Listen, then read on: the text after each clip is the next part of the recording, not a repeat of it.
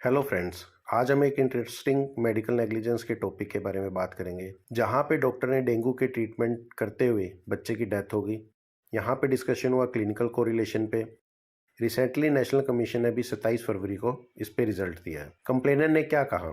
उसने कहा कि मेरी बेटी को थोड़ा फीवर था, मैंने किसी डॉक्टर को दिखाया, उसने सिर्फ यूरिनरी टेस्ट किया।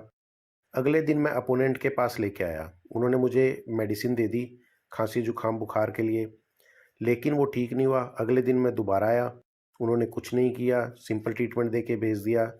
नेक्स्ट डे मैं इमरजेंसी में लेके आया क्योंकि बच्ची को वॉमिटिंग और फीवर हो गया था। डॉक्टर ने अल्ट्रासाउंड किए, ब्लड टेस्ट किए, आईवी फ्लूइड दिया, लेकिन आईवी फ्लूइड थोड़ा लेट दिया। अल्टीमेटली उन्होंने डायग्नोसिस बनाया डेंगू फीवर का और सिर्फ कंजर्वेटिव मैनेज किया।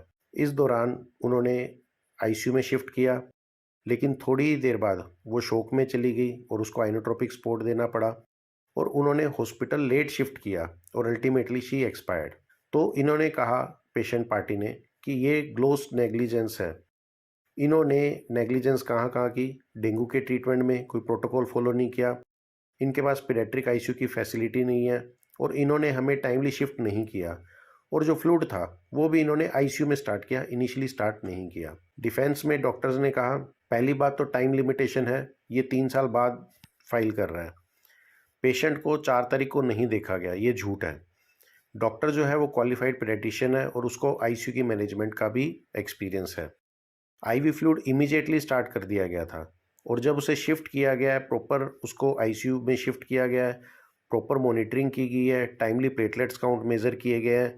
उसके अलावा ये 100 बेडेड हॉस्पिटल है और उसमें सारी आईसीयू की फैसिलिटीज़ हैं। नेशनल कमीशन ने ऑब्जर्व किया, अलग अलग उसने बहुत से टॉपिक्स लिए, जैसे टाइम लिमिटेशन पे नेशनल कमीशन ने कहा पेशेंट 6 तारीख को एक्सपायर हो गया था 2013 में, लेकिन हॉस्पिटल को इन्होंने मेल कर दी थी आफ्टर 1 मंथ, जिसपे इनको कोई भी डॉक्यूमेंट नहीं मिला। बाद में पेशेंट और उनकी पार्टी ने आरटीआई और सीएमओ से रिक्वेस्ट डालकर उन्हें डॉक्यूमेंट मिले 2016 में, मतलब 3 साल बाद। और उसके 3 महीने बाद जब डॉक्यूमेंट पेशेंट को मिले हैं तो उन्होंने केस फाइल कर दिया। तो उसके हिसाब से ये टाइम लिमिटेशन में नहीं आता।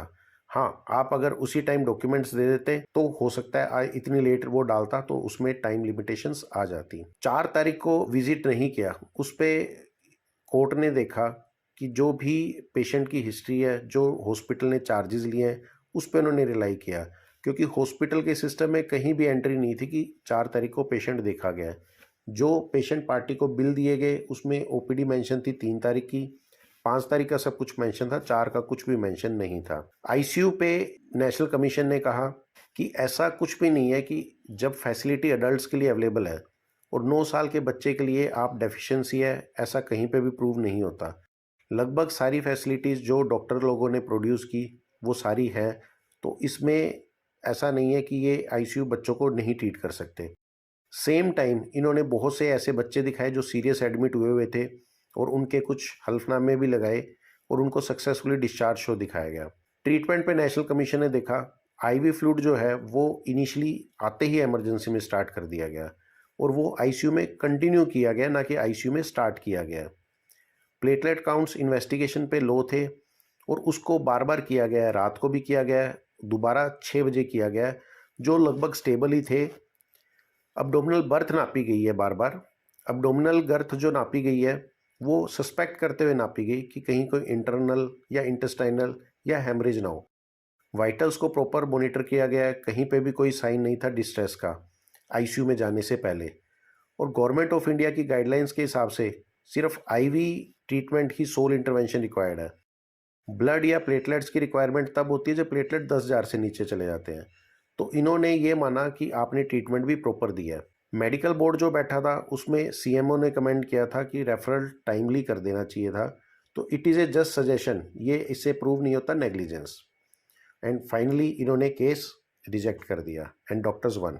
टेक होम मैसेज साथियों, अगर प्रॉपरली कोई भी केस लड़ा जाए, जैसे इस केस में इन्होंने हर प्रेजेंटेशन दी, इन्होंने दिखाया कि गवर्नमेंट की क्या गाइडलाइंस है, आप केस जीत सकते हैं अगर आप कोई भी ओमिशन नहीं कर रहे हैं। बहुत बार जो डॉक्यूमेंट्स या जो हम रजिस्टर मेंटेन करते हैं वो दूसरे पेशेंट का डाटा भी काम आ जाता है। जैसे इस केस में इन्होंने बहुत से एनेक्सर प्रोड्यूस किए जो दूसरे पेशेंट्स के थे, जो क्लियरली दिखा रहे थे कि वो इससे भी ज़्यादा बीमार हालत में आए थे, लेकिन वो ठीक होके गए, जो ये सजेस्ट कर रहा था कि उनका जो आईसीयू है वो छोटे बच्चों को संभालने लायक है, और इतनी सी चीज़ के कारण ये केस जीत पाए। Thank you friends. आप अधिक जानकारी के लिए हमें मेल कर सकते हैं। नीचे आपके कोई क्वेश्चंस हैं तो आप कमेंट कर सकते हैं। इस वीडियो को अधिक से अधिक शेयर एंड सब्सक्राइब करें, ताकि लॉ के वर्ड्स हर किसी डॉक्टर तक पहुंच सके और वो अपनी प्रैक्टिस कर सके। नेक्स्ट वीडियो में हम डिस्कस करेंगे प्रॉक्सी कंसेंट क्या होता है और वो कहाँ पे काम आ सकता है। एक बहुत ही शानदार केस है जहाँ पे डॉक्टर ने अपने हिसाब से सब कुछ ठीक किया, लेकिन पेशेंट की अल्टीमेटली डेथ होगी और प्रॉक्सी कंसेंट काम आया। Thank you.